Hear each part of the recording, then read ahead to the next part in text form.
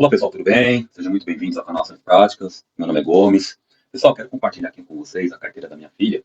Para quem já assistiu aí alguns vídeos, né, no canal, eu tenho uma filha que tem 13 anos de idade. Eu abri uma carteira para ela em agosto do ano passado pela corretora Clear.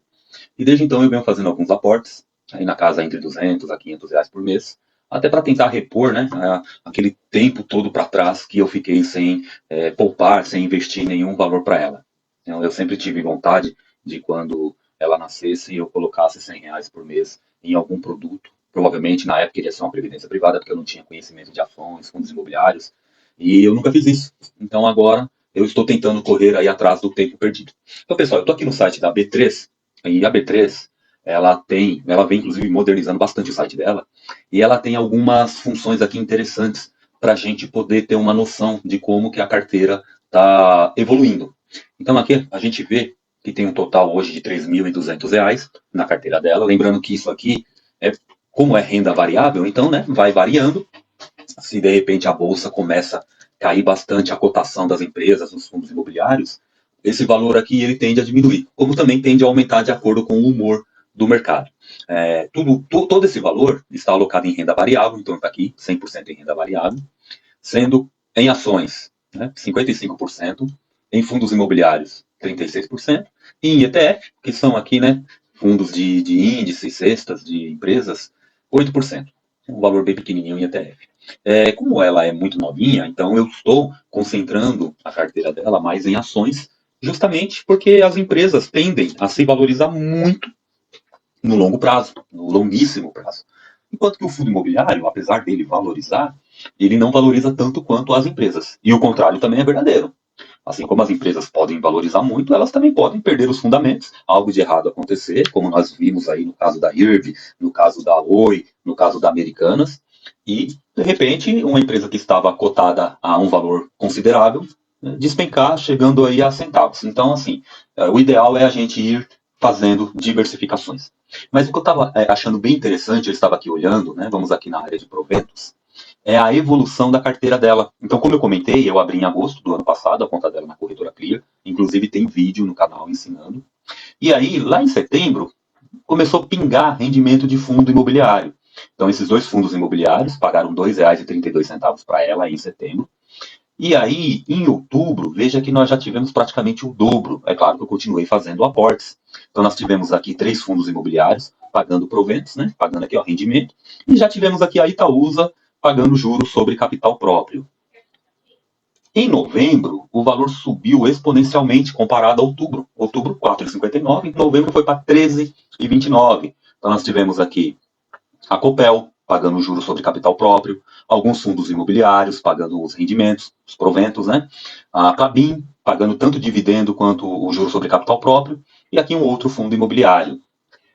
Dezembro me surpreendeu negativamente. Dezembro, que costuma ser um mês, né, que todo investidor fica feliz porque a maioria das empresas pagam, enfim, costuma ser um mês gordo para rendimentos.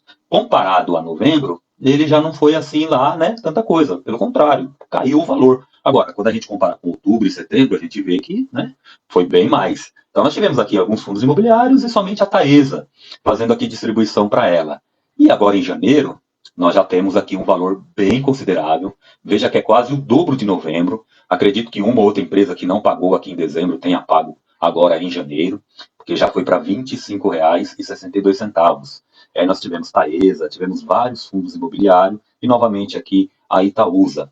Pessoal, o que eu mais gostei vendo isso daqui, eu sei que isso não é uma recorrência, mas quando a gente compara janeiro, que está aí há 5 meses, né, depois de quando eu abri a conta, com setembro, que foi o primeiro mês que ela teve rendimentos, a gente está falando numa ordem de 10 vezes, na verdade um pouquinho mais de 10 vezes. Então foi de 2,32 para 25,62. É claro que não quer dizer que vai ser sempre assim, e eu não espero isso, que haja esse crescimento exponencial, até porque senão todo mundo seria multimilionário. A gente sabe que aqui é um movimento que não é todo mês que vai existir esse tipo de repetição, principalmente porque nós tivemos, por exemplo, desses R$ 25 recebidos, pouquinho mais da metade foi a Taesa. Veja que a Taesa, ela não distribui rendimento todo mês. Então, não é algo que vá se repetir todo mês. Fevereiro, por exemplo, Se a gente tirar aqui a Taesa e a gente mantiver os fundos imobiliários, a gente vai ter aí praticamente o que foi em dezembro. Mas, de qualquer forma, é muito prazeroso a gente olhar uma evolução nos proventos. A gente vê que a gente está conseguindo prover algo para um filho nosso sem que seja o nosso esforço diretamente falando. Qual que é o nosso esforço? É fazer o aporte, é acompanhar as empresas, os fundos imobiliários, mas os proventos, eles não são oriundos do nosso esforço direto. É aí onde entra a renda passiva. Então é algo muito, muito satisfatório mesmo. Eu reforço o conselho para você, pai, mãe, que possa estar assistindo esse vídeo, que você tem aí, não importa a idade do seu filho, tá? O seu filho nem precisa ficar sabendo que você está fazendo isso por ele, por ela. Pode ser algo que você se planeje para, de repente, dar como um presente de casamento. Imagina quão satisfatório seria, né, um filho, uma filha que vai se casar e, de repente, descobre que o pai e a mãe abriu uma conta na corretora, investiu em nome dele, né, dela, por 18 anos, 20 anos, e de repente tem um valor, né, um valor considerável para esse filho começar aí uma vida adulta.